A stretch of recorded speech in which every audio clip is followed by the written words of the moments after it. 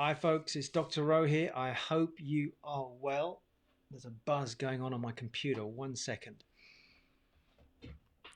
So, I have a question for you. It's Friday night, actually, as I'm recording this. So, I don't know when you finally watch this. It might be live right now. Suspect not. If you're Friday night, you're probably relaxing, got your beers out, whatever. But I have a question for you. What if you couldn't fail? We're looking ahead as I'm recording this now. We've still got a big chunk of the year ahead of us. And many of you are aspirational. You have plans, you have books you want to write, maybe a business you want to start, somebody you want to date. I don't know, whatever it is. But I have no doubt that you've got some kind of aspirations that you set yourself this year. So I have a big question. And it's a question I ask a lot of people when I'm working with them. And the question is, what if you couldn't fail? Now, I'm just trying to quickly, oh my gosh, my computer's gone haywire. All right, I think some of you are still there. I believe I saw some thumbs come up. I've lost complete track of where I am. I can't see the comments, so apologies. I'm just going to keep going. Maybe you can give me some waves and some thumbs up or some hearts, and I know that you can kind of see me. Anyway, there's an important question. I've got 5 questions to layer behind it. I think for a lot of people, what happens is they start something, they embark on something, whether it's building a property business, starting a business, writing a book, thinking about courting somebody. God, that's an old word, isn't it? Showing my age now. Whatever it is. And for some reason, shit happens, life happens, someone happens, words in the ear, somebody pisses all over a dream that you have, whatever it is.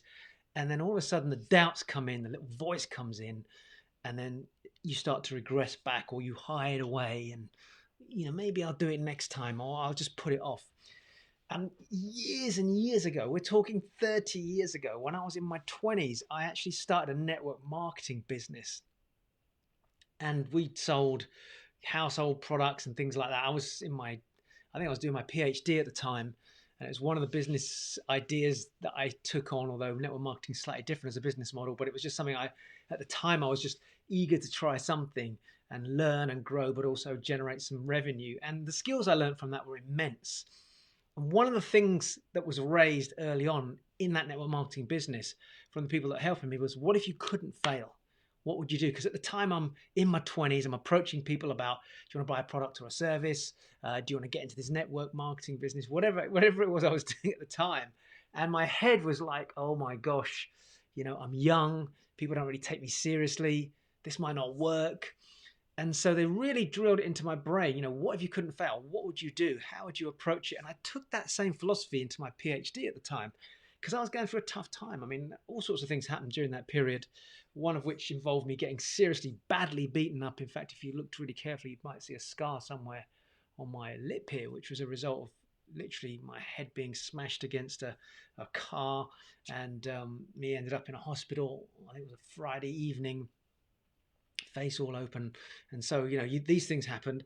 I had to dust myself down, get myself back on my feet, get back into my PhD. It knocked me off course for about 2 or 3 weeks, because I was pretty puffed up. And I remember saying to myself, what if I don't, what if I can't fail? What if I can do this PhD and I don't fail? Or any business, whatever I took on after that. So that's my question to you. What if, whatever you're doing at the moment, you took it on and you just said, right, freaking out, what if I couldn't fail?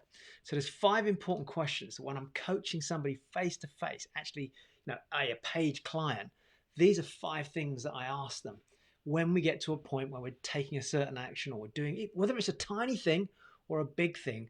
The same fundamental question comes up, and that is, what if you couldn't fail?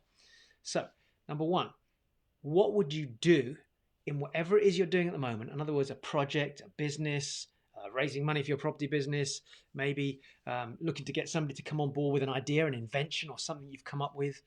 So what would you do if you couldn't fail in that business with that idea? What specifically would you do? What are the things that you've been afraid of doing up until now, or resisting doing because there's a little bit of a block in your head that says, but I might fail in that. That may not work. So what would that thing be, or what would those things be that you would take on if you couldn't fail? Okay, so that's the first question. This is like a blue sky, or whatever they call it, like a no limit, no glass ceilings question. Just imagine you couldn't fail and you're just doing that thing. what would be the things that you would do on the basis that you can't fail? Yes, there's going to be setbacks, and yes, there's going to be challenges. But if you just said, fuck it, I'm just going to do it, what would you do? Okay, that's an important question. The second question is, I've got enough light going on here. The second question is, who would you call? Who would you speak to? Who would you have a conversation with? I mean, this is the classic example. Maybe you want to date somebody. Maybe you've been thinking about asking somebody a question, come out on a date with me, whatever it is.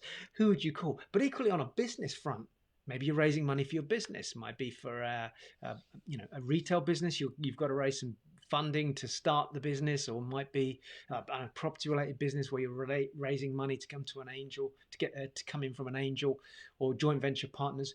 Who would you call if you knew you couldn't fail? Now, that's not to say they're not going to say no, but who would you call anyway? Who would you just pick up the phone and have a conversation with, and just have that conversation that you've been putting off because you thought, well, shit, what if they don't say yes? What if they reject me? But flip it on its head. What if they were definitely going to say yes? Who would you call? And then just make that phone call. Because from the phone call creates inertia. And with inertia comes a response. The universe will push back in some way, shape, or form, no matter what it is. It will always push back.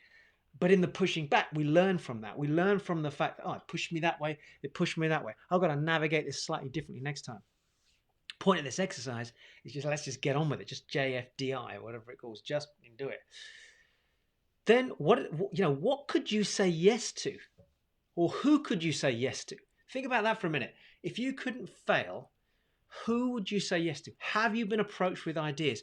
Just today, I had a 1-hour conversation looking at 3 different related property strategies. So one was a project in London that was potentially being picked up off market for a £700,000 or £800,000 purchase price. £200-300 worth of work doing on it. Potential profit, maybe £300,000-400,000. Okay, so that was one. Another one was a smaller strategy, which involved a very specific type of planning permission that had about 50 to 100 grand profit potentially in the deals. And then another one was a slightly different property related strategy altogether. All of them, we sat and we went, you know what? Yes, we want to give these a go. We know there's certain things we have to do. For example, who do we have to phone up? Because one of those involves some revenue, some cash that may need to come in from somewhere else. So my brain's like working out, okay, who can we call to make that happen? So what could you say yes to? Just, what's been sat there in the background? People have been approaching you and you've gone, no, because I don't think it will work. I don't think I can get it to work. I might fail. But what if you couldn't fail? Remember, this is an end of night reflection, so you might be getting a bit knackered right now, but hang with me on this one. Who should you and who could you and who must you say no to? Who have you been kind of semi-saying yes to keep them happy, or to, because you're a pleaser? And I used to be like that, by the way. But who could you just say, you don't want no? Because by saying yes to that person or to that opportunity, it's actually distracting you from another part. Or maybe who have you been saying yes to make life a bit easier because you're afraid to go and do the thing that you need to do? So what if you just said no to those things now? So what do you know you need to say no to that you now need to say no to? Because you know what? Failure is not an option here. So just say no to it and pass it by, because you've got a different type of focus. I don't know if this is making sense, by the way. Give me a wave or some kind of acknowledgement if this makes sense. What I mean is, sometimes we have to say no to something in order to succeed at something else. And then finally, what are the possibilities? I mean, think about this for a minute. What are the possibilities? What if you couldn't fail? How could your life be different? What kind of income could you produce for yourself? What opportunities could come your way? How would it look to be published with a book or an audio program or a product online, whatever it is? Just think about the possibilities, because most of the time we focus on what will happen if we fail. If I fail, this would happen. But just forget all that. Just take the lid off it. What could be the possibilities? And that is my final message. For some reason, the edge of my screen keeps going a bit funny here. But anyway, you get the message. Is this making sense? Hopefully it is. So, final summary. Number 1, think about, what would you do if you couldn't fail? What would you take on? Who could you call if you knew you couldn't fail in that conversation, or it could lead to another opportunity? What could you say yes to that's maybe you've been saying no to? And if you said yes to it, what could that lead to? And who do you need to say no to? You've been saying yes to too many times, or giving yourself in so many different directions that you are not focused, because the only way to get to a point where you cannot fail is to be super focused. But that means saying no to certain things. And then finally, what are the possibilities? Just think about that for a minute. And on that note, I've got no idea how long I've been going. 10 minutes, I think. Have an amazing evening. Have a wonderful weekend. And imagine you couldn't fail at whatever you're going to do this weekend. All right? Have fun. Have a great weekend.